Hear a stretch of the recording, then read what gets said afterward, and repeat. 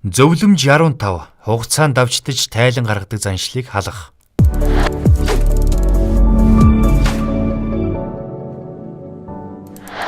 Сүүлийн жилүүдэд цахим татвар тайлангийн систем нэвтэрснээр давуу тал нь бизнес эрхлэгчдэд хүндрэл чирэгдэл учрахгүйгээр тайлан мэдээгээ илгээх боломжтой болсон. Харин сул тал нь хялбар учраас шивчихсэн биздэ гэд илүү хайн хандах, нэгтлэн бодогчтой хэрэглэгчийн нэр нууц үгээ дамжуулаад орхих байдал нийтлэг болсон.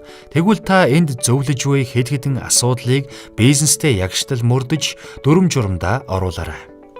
Хизээж битгий тайлан мэдээллээ тушаах системийн нууц үгээ бусдад дамжуул.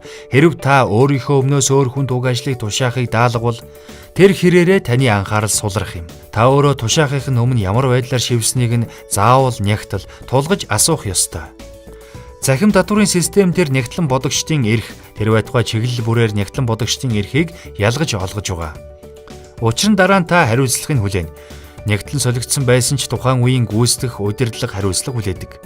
Тушаасан тайлангийн хариуцлагыг тухайн үеийн нэгтлэн бодогч хүлээдэг. Хяналт шалгалт тайлан мэдээлэл зөв эсхийг өнөөдрөөр нь шалгадаггүй. Өнгөрсөн 2-5 жилийн хугацааг шалгадаг учраас багч гэсэн зарим асуудлыг мэдэж анхаарал тавих. Санхүүгийн тайлан гаргах хугацааг огт тулгахгүй байж сурах.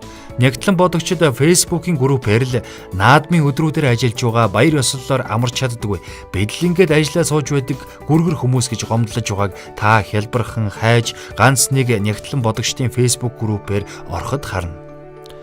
Энэ хоёр асуудлаас болно.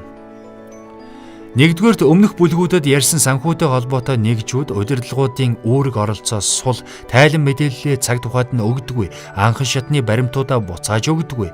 Авлага өгүүлгийн тооцоогоо нийлдэггүй. Ийм байдлууд нь Нябо нарыг тайлангаа гаргах сүүлийн хугацаа хүртэл тулгаж шахсаар байгаад эдсийн мөчөд тайлангаа гаргахаар сууж байгаа гэсэн үг. Хоёрт санхүү нэгтлэн бодох бүртгэлийн үйл ажиллагаад эндүү их гар ажиллагаатай эмхэлж цэгцлэх баримт ихтэй түүнийг цаг хугацаанд нь хийдэггүй. Овоор уулж бөөгнүүлсэн бөгөөд тайлан гаргах үед гинт сэрсэн юм шиг ажиллаж эхэлцгээдэг гэсэн үг. Хүнээс хамаарсан хүчин зүйлийг дараах арга барилаар л шийдэхээс өөр аргагүй. Санхүүгийн тайлангуудыг улсад тушаадаг өдрөөс дор хаяж 14 хоногийн өмнө надад гаргаж өгсөн бай гэдэг шийдвэр гаргаж компани даяараа мөрдөх. 14 хоногийн өмнө гаргаж удирдлага санхүү холбоотой хүмүүс хэрэлдсэн баталж дүгнсний дараа тайлан шивнэ гэж яригдана гэхээс биш.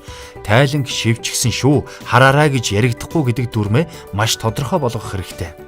Ийм шийдвэрийг хатуу мөрдөхөд компани даяараа тухайн хугацаанаас өмнө хийхин тулд мөн ажлаа өмнө нь дедлайн хийж дуусгахад анхаарна.